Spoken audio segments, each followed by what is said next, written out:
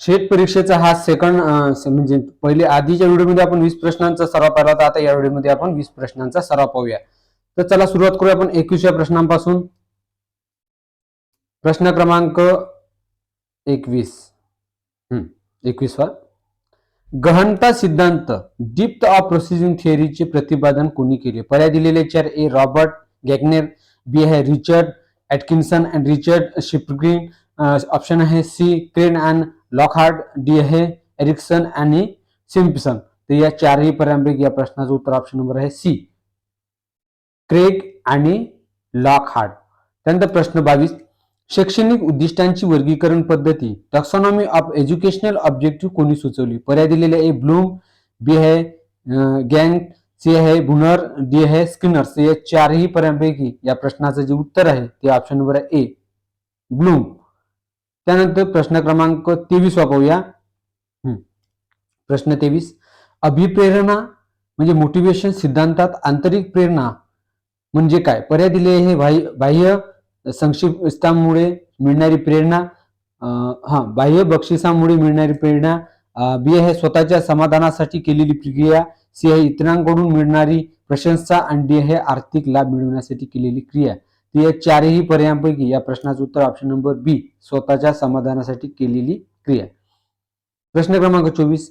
वर्ग व्यवस्थापन क्लासरूम मॅनेजमेंटचा मुख्य उद्देश कोणता आहे? पर्याय दिले शिस्त राखणे, बी अध्यापनाच्या गुणवत्तेत वाढ करणे, सी विद्यार्थ्यांचा सहभाग वाढवणे आणि डी आहे वरील सर्व. ते चारही पर्यायांपैकी या प्रश्नाचं उत्तर ऑप्शन नंबर ए, वरील सर्व. म्हणजे शिस्त राखणे, अध्यापनाच्या गुणवत्तेत वाढही करणे हे सुद्धा महत्वाचं आणि विद्यार्थ्यांचा सहभाग वाढणे हे सुद्धा महत्वाचं आहे. या प्रश्नासाठी वर्ग व्यवस्थापन म्हणजे वरील सर्व उत्तर बरोबर आहे. त्यानंतर प्रश्न क्रमांक 25. मूल्यांकन म्हणजे काय? इव्हॅल्युएशन.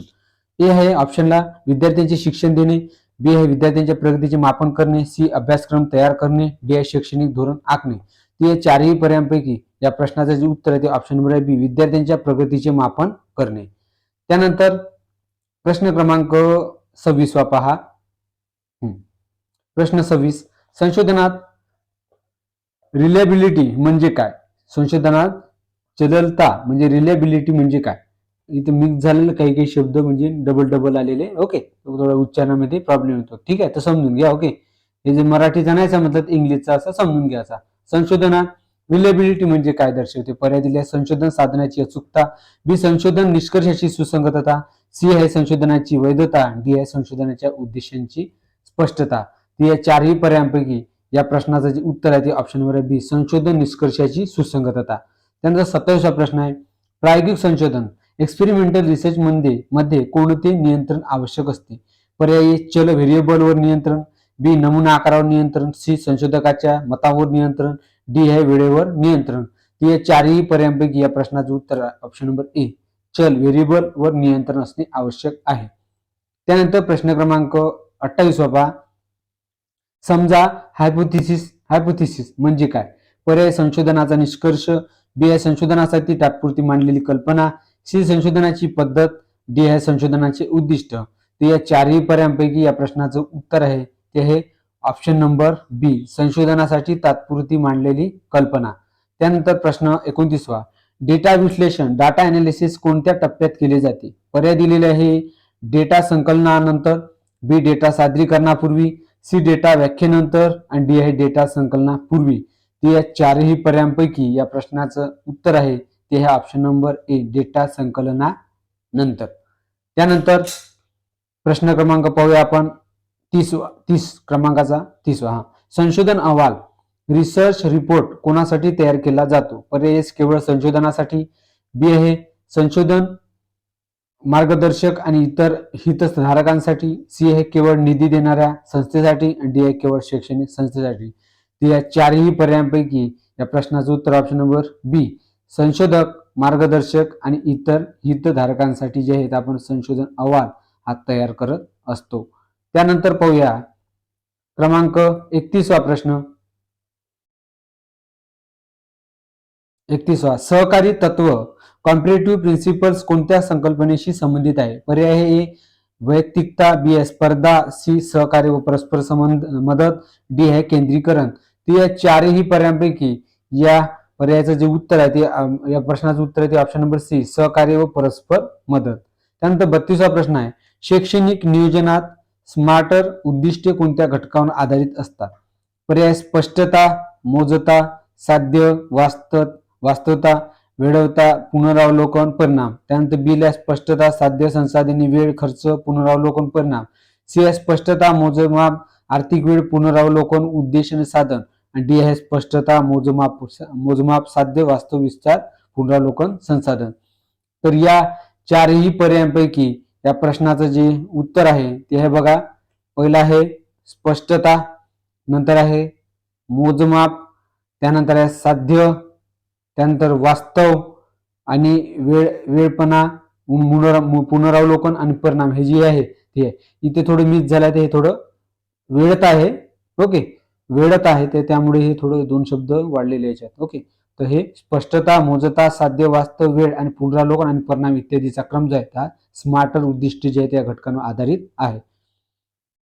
त्यानंतर प्रश्न क्रमांक 32वा पहा विद्यार्थी मित्रांनो, शिक्षकांच्या व्यावसायिक विकासासाठी कोणता घटक अत्यंत महत्वाचा आहे? पर्याय दिले, नियमित प्रशिक्षण व कार्यशाळा. बी आहे केवळ पदोन्नतीसाठी प्रयत्न करणे. सी वर्गातील शिस्त राखणे. डी आहे पाठ्यपुस्तकावर अवलंबून राहणे. ते चारही पर्यायांपैकी या प्रश्नाचं जे उत्तर आहे ते ऑप्शन नंबर आहे ए, नियमित प्रशिक्षण आणि कार्यशाळा शिक्षकांच्या म्हणजे व्यावसायिक विकासासाठी खूप महत्वाचे आहे.